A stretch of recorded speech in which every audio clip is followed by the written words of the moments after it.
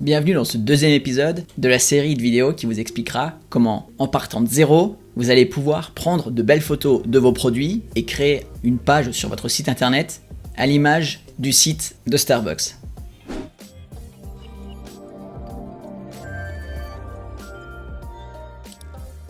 Si vous n'avez pas encore vu le premier épisode dans lequel je vous explique comment, à l'aide de peu de matériel, vous pouvez prendre de belles photos en respectant les sources de lumière et sa réflexion, je vous invite à aller voir ce premier épisode en cliquant sur le lien qui s'affiche juste ici au-dessus de cette vidéo, mais vous retrouverez également le lien dans la description ainsi qu'en commentaire épinglé en dessous de cette vidéo. Pour les autres, on va faire deux choses dans cette vidéo. Premièrement, on va renier les photos qu'on a prises, on va leur ajouter un arrière-plan pour que tous les produits aient un air similaire, comme sur le site de Starbucks. Et enfin, on va apprendre à créer une page sur votre site internet pour y répertorier les produits que vous aimeriez mettre en avant sur votre site. Donc une fois que vous avez vos photos, vous allez vous rendre sur le site suivant. Après, arrivé sur ce site, vous allez pouvoir télécharger votre image et ce site va se charger de détourer et de supprimer l'arrière-plan de votre photo. C'est juste incroyable. Tout ce que vous avez à faire, c'est de prendre votre photo et venir la glisser, déposer ici. Vous attendez un petit moment et vous verrez que ce site s'est chargé de tout supprimer. Alors là, le site est entièrement gratuit, mais par contre, si vous voulez télécharger une version haute définition, vous allez devoir payer. C'est pas très cher, mais pour notre exemple, vu qu'on veut n'afficher les photos que en petit format, c'est largement suffisant de le télécharger en 600 pixels de large. Vous cliquez sur Download et vous enregistrez votre photo. Vous faites la même chose pour toutes les autres photos. Et voilà, c'est terminé. Vous voyez que maintenant, on est passé de cette photo-là à cette photo-là, qui est donc composée de notre objet et ainsi que d'un fond transparent. Donc on va pouvoir y placer ce qu'on veut derrière, ou l'afficher même tel quel, comme s'il flottait sur le site. Mais nous, ce que j'aimerais vous apprendre à faire dans cette vidéo-là, c'est d'ajouter un arrière-plan comme ça pour les rendre un peu plus homogènes, de manière à ce que tous les produits se ressemblent. Ce qu'on va faire, c'est qu'on va se rendre sur ce site-là.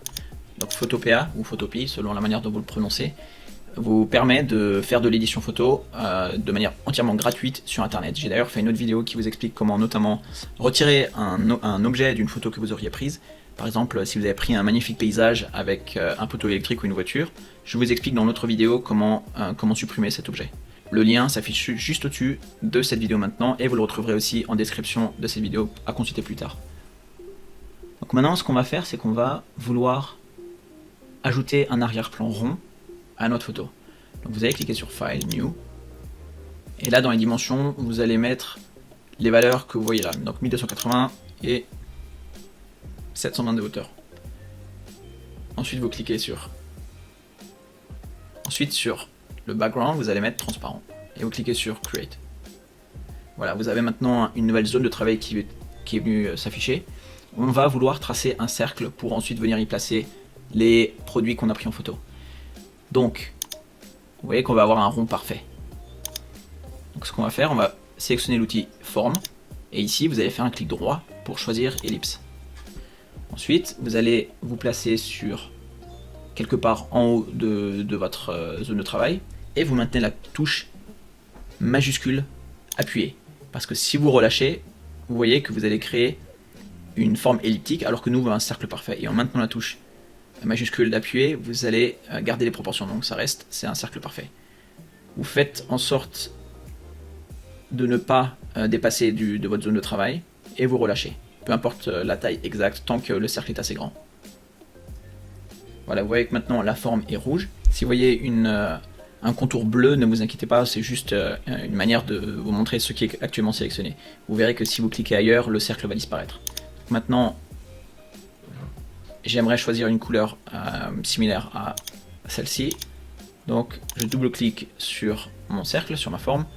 Je peux changer ici le type de couleur. Et je peux ensuite me déplacer ici sur cette zone-là pour changer la saturation.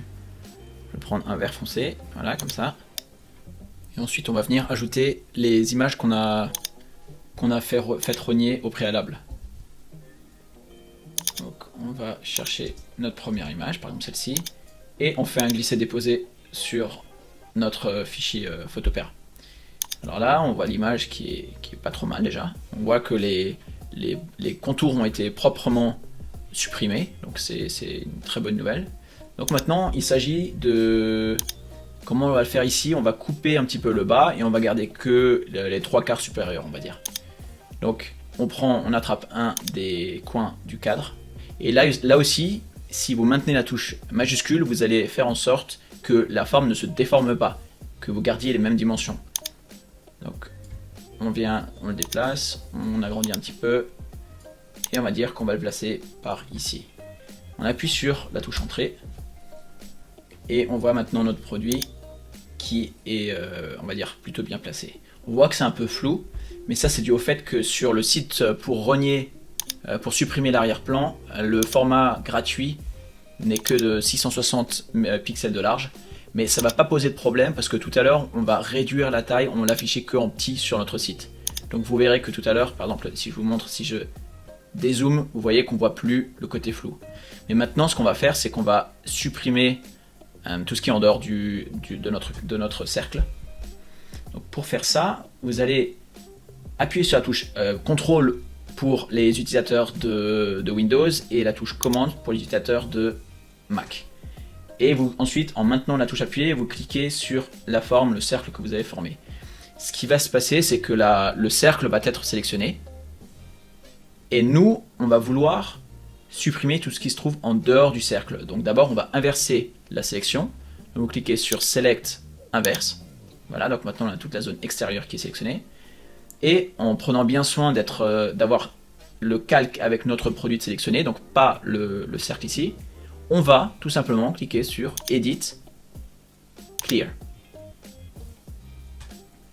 Donc là on voit une erreur qui dit que le calque doit être rasterisé. On va cliquer ici et on clique sur Rasterize. Et on refait la même chose. Edit, Clear. Et vous voyez que maintenant, toute la zone en dehors a été supprimée. On va désélectionner Select, Deselect. Et on va rogner comme tout à l'heure pour ne garder que cette partie-là. On clique sur Image, Trim, et OK. Donc si je dézoome, voilà à quoi ça ressemblerait. Donc, ce qu'on fait maintenant, c'est qu'on va cliquer, on va exporter cette première photo. Donc là, c'est pas exactement centré, mais c'est pas... Non, on va le corriger. Allez. Donc pour corriger ça, on retourne en arrière, c'est ce que je vous conseille de faire. Donc là, vous avez votre historique. Quand on remonte ici, on reprend l'outil pour déplacer l'objet et on déplace de manière à ce qu'il soit un peu plus centré. Voilà, comme ça. Donc on refait la même chose, on sélectionne le cercle, on inverse la sélection et on supprime. Voilà, pareil, il nous dit qu'il nous redonne la même erreur. Rasterize, Edit et Clear. Voilà, on est un petit peu plus centré cette fois-ci. Et maintenant, pour finir, on va faire Image, Trim, OK.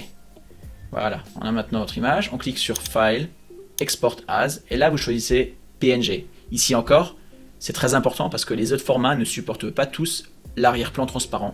Donc ce qui va se passer sur d'autres formats, c'est que le transparent va être transformé en blanc, ce qui n'est pas optimal parce que vous ne savez pas encore quelle sera la couleur de votre arrière-plan à l'avenir. Donc si c'est comme ici, que c'est du blanc, c'est pas un problème, mais c'est toujours mieux d'avoir un petit peu plus de souplesse en gardant le transparent.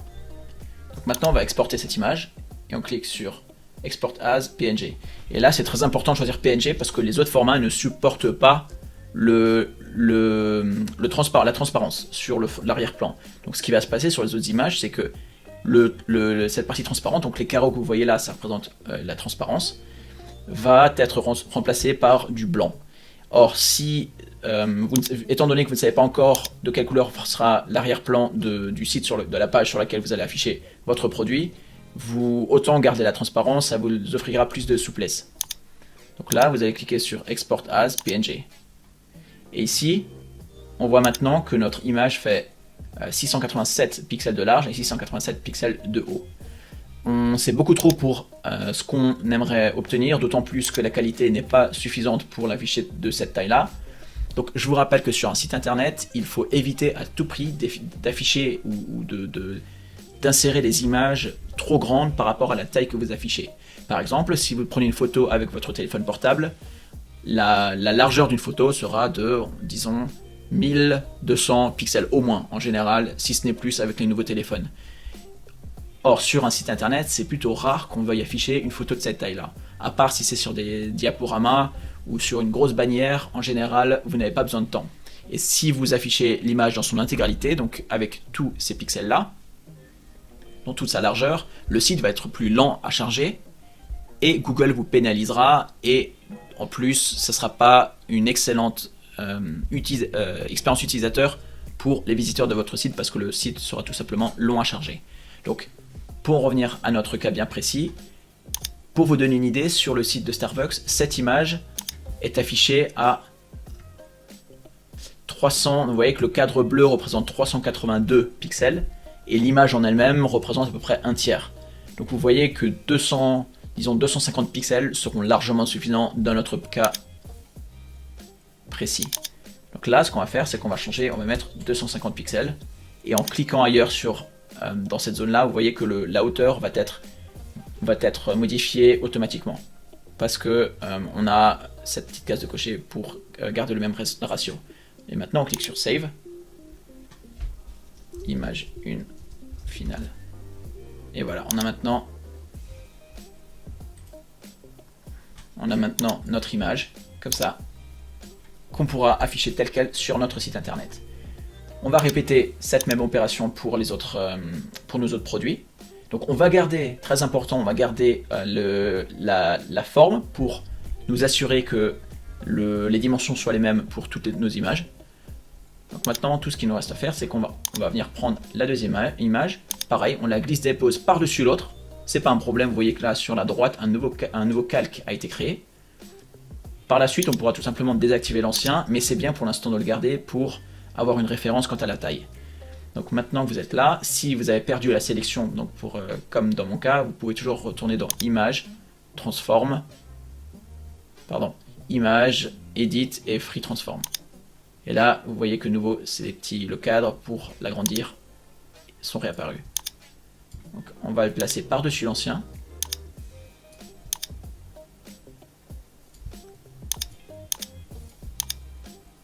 Voilà, c'est pas mal. On appuie sur la touche Entrée. On va venir désactiver l'ancien cadre au cas où vous voyez qu'il y a une toute petite différence par là. Comme ça, on n'a pas de problème. Et on va réitérer la même sélection comme tout à l'heure. On appuie sur la touche Commande ou Contrôle pour les utilisateurs de Windows pour sélectionner. On retourne dans Select Inverse. Et ensuite, je pense qu'on aura l'erreur parce qu'on n'a pas rastérisé, mais on va essayer. On va dans Edit, Clear. Voilà, il faut rastériser. On fait clic droit, Rasterize. Edit, Clear. Et on désélectionne. Voilà. Et voilà, on a notre deuxième image. Pareil, on va faire File, Export as, PNG. Et là, on a déjà les 250 parce qu'on l'a modifié tout à l'heure pour l'autre image. Donc il ne reste plus qu'à sauvegarder ça. Image 2 finale. Et on a maintenant notre deuxième image. Voilà, on a maintenant nos photos prêtes à être insérées sur notre site internet. Et on passe donc à la deuxième étape qui consistera à créer une page sur votre site et à venir y placer ces magnifiques produits. Petite note à ce niveau-là, dans mon exemple, j'utilise un site WordPress avec le plugin Divi. Pourquoi? Et tout simplement parce que Divi, c'est vraiment le plugin que je préconise et qui me permet de créer des sites avec un résultat extrêmement professionnel. Si vous ne savez pas ce que c'est et que vous êtes intéressé, j'ai fait une vidéo qui explique toutes les raisons pour lesquelles dorénavant je ferai tous mes sites, que ça soit personnel mais aussi privé, avec ce plugin Divi. Cette vidéo-là, vous la trouverez juste ici en cliquant sur ce lien-là et encore une fois en description en dessous de cette vidéo. Je pense que ça vaut vraiment le coup d'aller voir cette vidéo parce que ce plugin est extrêmement sous-estimé et fait vraiment des miracles.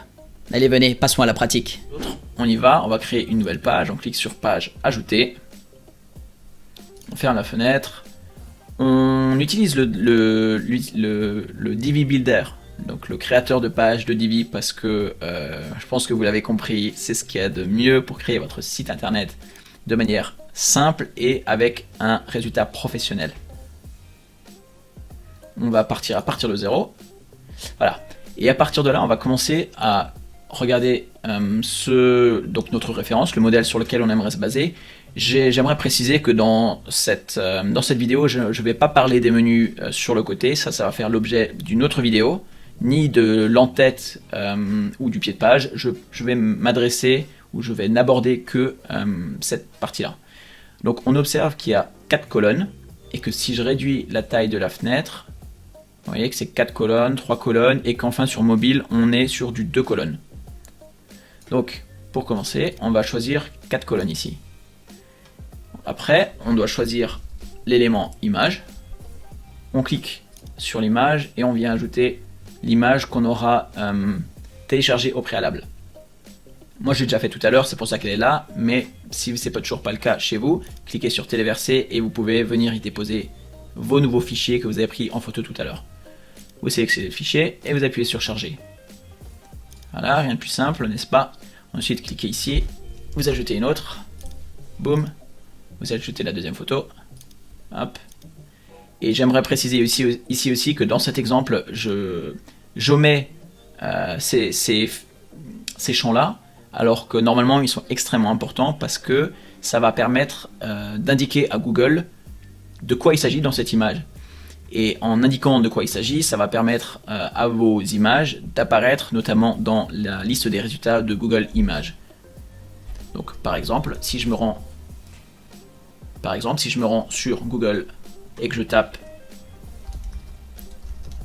lentille boîte de conserve et que je clique sur image, vous voyez qu'ici, à votre avis, comment Google sait qu'il s'agit là de lentilles? Oui, c'est vrai qu'avec les algorithmes de nos jours, Google est capable de comprendre de quoi il s'agit, mais ça ne fait pas de mal de lui indiquer quand même tout simplement comment vous voulez décrire ce que vous affichez sur votre site.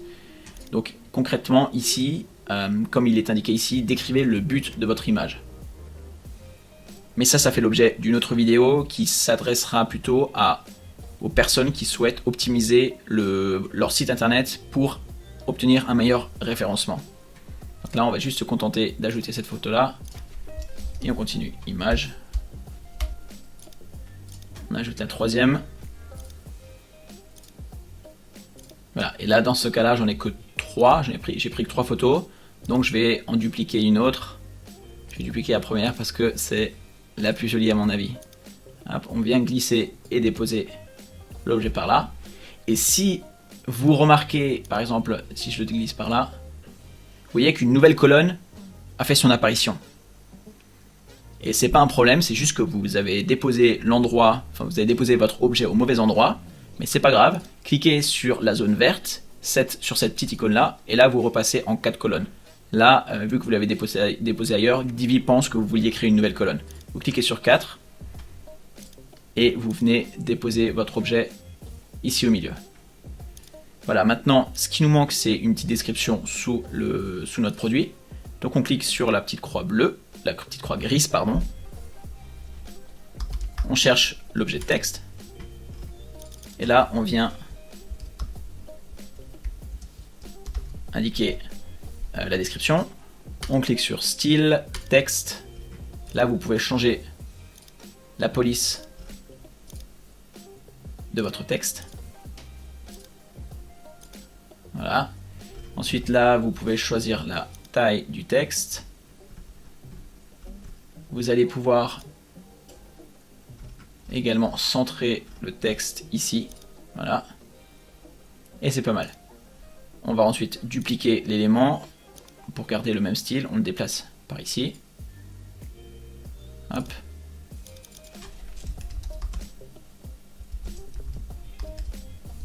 Artichaut. Voilà. On vient en créer une nouvelle. Hop. Lentille.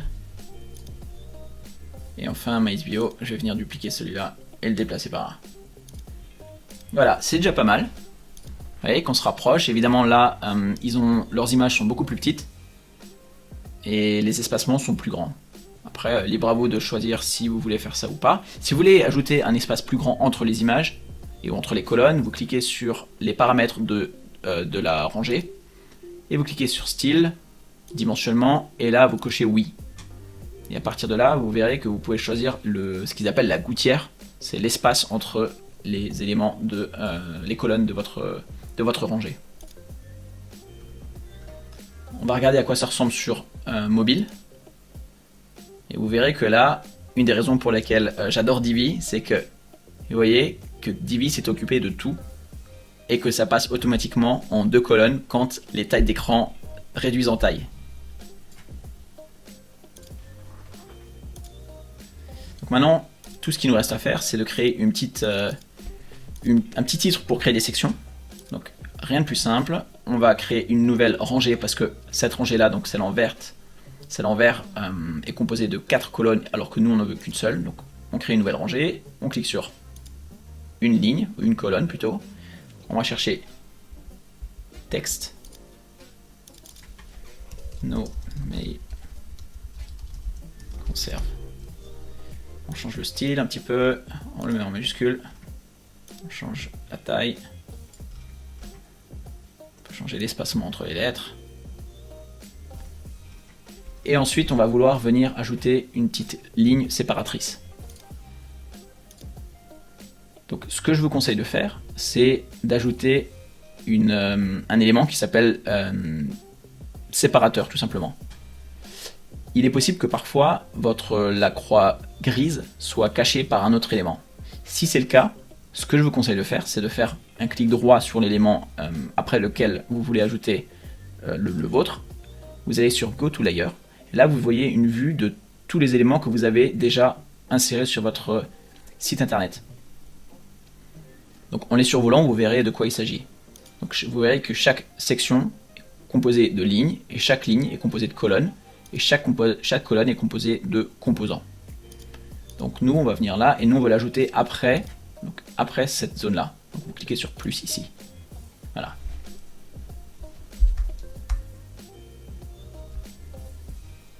Donc là, on va sélectionner séparateur, et on voit qu'il y a déjà une petite ligne qui est venue s'ajouter.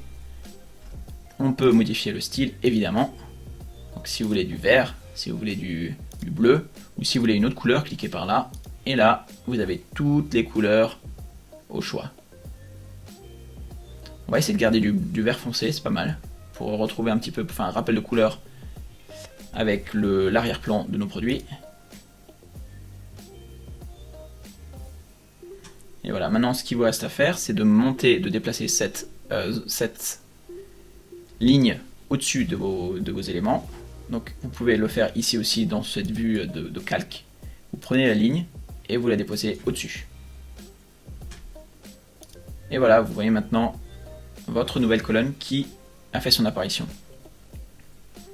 Si vous voulez créer une autre section, on va tout simplement, vous voyez qu'elles sont toutes contenues dans cette section-là, pardon. Donc ce qu'il vous reste à faire, c'est de dupliquer cette section et vous pouvez modifier les contenus. Ça vous permettra d'économiser un temps fou. Vous avez à présent terminé. N'oubliez pas de publier votre nouvelle page de produit que vous pourrez évidemment continuer d'alimenter et d'améliorer par la suite. Et voilà, vous avez maintenant, comme promis, appris à prendre des photos en respectant les jeux de lumière et sa réflexion. Vous avez appris à rogner ces images pour leur donner un côté corporate afin que votre page de produit soit la plus belle possible. Et si vous êtes intéressé par ce genre de vidéo, n'hésitez surtout pas à vous abonner et à activer la petite cloche de notification parce que d'autres vidéos vont s'en suivre, notamment comment prendre des belles photos de votre plat de cuisine, comment prendre des photos de votre enseigne par exemple pour ensuite les afficher en première partie de votre site internet. J'ai vu ça récemment sur un site d'hôtel de luxe et je me suis dit qu'il fallait absolument que je vous explique comment faire. Et pour terminer, j'ai une petite surprise pour vous. Si vous êtes intéressé par le digital en général, que vous ne savez pas forcément par où commencer, que vous n'avez qu'un site internet mais vous n'êtes pas présent sur les réseaux sociaux, vous n'avez pas de liste d'emails, vous ne savez pas quel genre d'email envoyer à votre base de clients, j'ai préparé un petit guide qui aborde tous ces sujets-là et qui vous permet de prendre les bonnes décisions avant de vous lancer à l'aveugle et de dépenser de l'énergie et même de l'argent dans quelque chose qui en vaut pas forcément la peine. Donc pour accéder à ce guide, cliquez sur le lien en dessous de cette vidéo qui s'appelle télécharger le guide par où commencer. C'est complètement gratuit et je pense que ça vous donnera des bonnes bases pour vous lancer ou améliorer votre présence digitale. Vous verrez, on va créer des super contenus numériques ensemble. À très bientôt, Fred.